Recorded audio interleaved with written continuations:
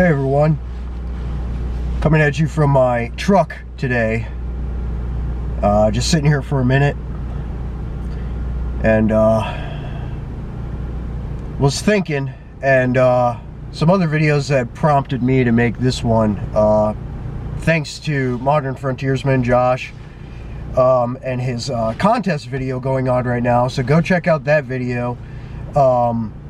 I'm not entering that contest because I don't need anything. I don't want any prizes or anything, but I like what he's doing with that, as well as my buddy Asymmetrical Athlete, who is also a contractor and is also a veteran and a former cop and stuff, but also a high-end security contractor like I am. And it just promoted the concept I wanted to talk about, being low-profile operations, and some of the things that are useful tools and items to have when doing low-profile operations, like in your vehicle. And this pertains to things like surveillance, but also what we call advanced work or advanced planning, which is route planning and localized advanced work with doing threat assessments and things like that. So what that pertains, what that entails, I should say, is a number of different tools and techniques. One of which is having a camera, which I'm filming on right now, so I can't show you what that is. What camera I have? It's a Canon camera. Smartphones nowadays have really good cameras on them anymore, so they're useful tools. And you know, so that's a big primary item, to take photos of routes, take photos of potential threat areas, maybe certain people that you see out and about that could pose certain threats or are maybe affiliated with threats in the area.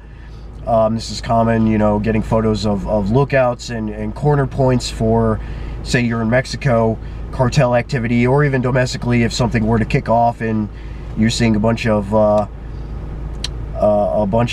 leftists in their black clothing with their bike helmets on and stuff, you know, getting pictures of them at certain points in areas, getting photos of routes, getting photos of sites and venues, secondary sites and venues. Remember, I have a logistics and planning video series called PACE, pertaining that acronym is used for communications, but also for your route planning and advanced work needs: primary, alternate, contingent, and emergency. So primary, secondary, tertiary, and emergency, or exigent, as it could also be abbreviated to in an acronym.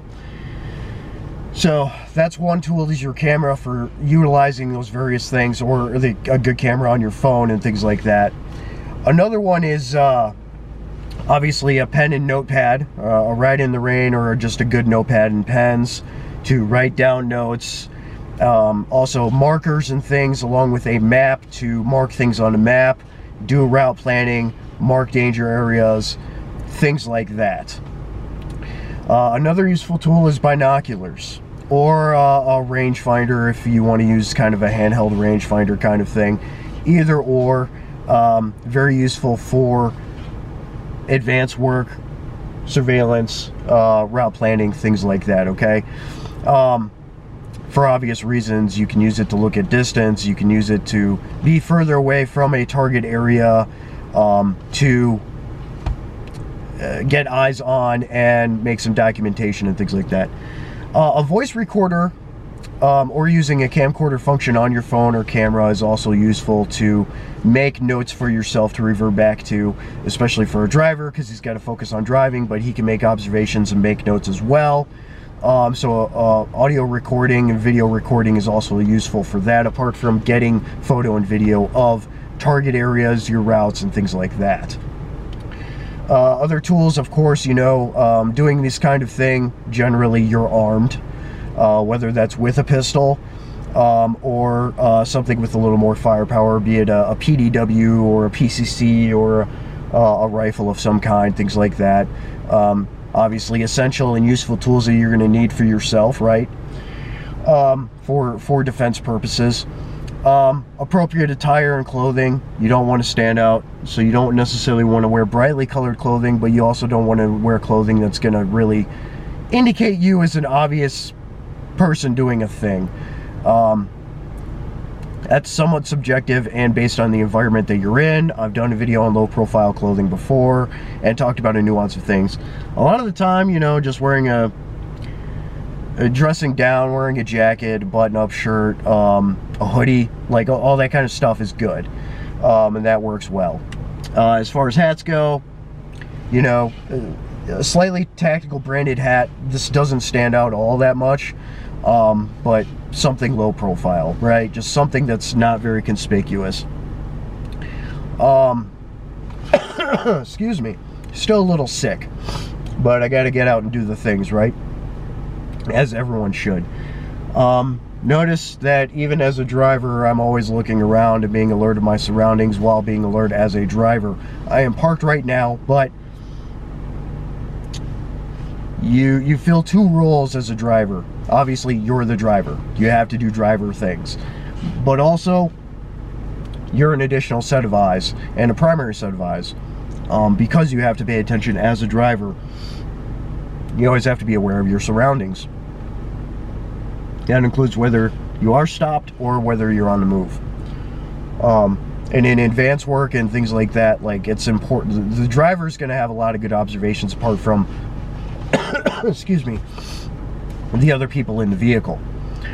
Other surveillance and advanced work needs, obviously up front here, like in the standard driver cab area, you can go with a mild tint. You don't necessarily have to. Again, if you're being low profile in what you're wearing and how you're acting, cool and normal, things like that, not an issue. Mild tinting in the back, as long as it's legal in your area, can be useful. Especially if you got some guys back there with big telephoto lenses on cameras and stuff, that's useful. It's things like that. Also, you have to remember, most of the time you're going to be in a thin-skinned vehicle. You're not in an armored vehicle most of the time, okay? Civilians, definitely not in an armored vehicle, right? So that means you just have to be low profile minded. You have to be covert minded in a lot of ways. Don't draw attention to yourself. Don't be doing things that you're going to draw attention of adversaries you're trying to document and do a real-time threat assessment on. You know, things like that. Other than that, with again, for route planning, as I always say, no less than 3 routes should be planned for your movement from point A to point B, or for evasion and exfiltration or escape. All those things, whatever it may be. But those are really some of your best tools. And mindset and practices to have. So, camera of some kind, audio video recorder of some kind, some way to take notes. Usually redundancy with that is good, so physical and digital. Other observation equipment, binos, rangefinder, some kind. Your protection tools and devices. Have some medical in your vehicle. And have some ways to quickly repair your vehicle. And know the roles of the people in the vehicle. The driver is to drive and be a set of eyes. Your co-pilot is to be a navigator, usually a team leader, and have a set of eyes. And then whoever's in the back is going to be your additional and somewhat primary in the role of doing advanced work and things like that, as well as your contingent protection for the vehicle. Apart from the protection skills when reacting to contact that driver and co-pilot have. Sorry. Dry, scratchy throat, stuffy nose. It's that time of the year, folks. So, just wanted to make a video on that kind of stuff. It's fairly basic stuff, but you should put it into practice for yourself. Practice advanced work, practice drilling, practice reconnaissance, practice emergency escape, and reacting to emergencies in your planning, getting your vehicle loaded up, getting the hell out of Dodge, whatever it may be. You know, you need to practice to drill these things, okay? So take this stuff into mind. Hopefully this is useful to some people. It's a pretty essential stuff when it comes to the craft and applying it to reconnaissance and other things as well. So, excuse me. That's all I got for you today. I'm gonna go drive around and finish doing what I'm doing. All right. Metal up.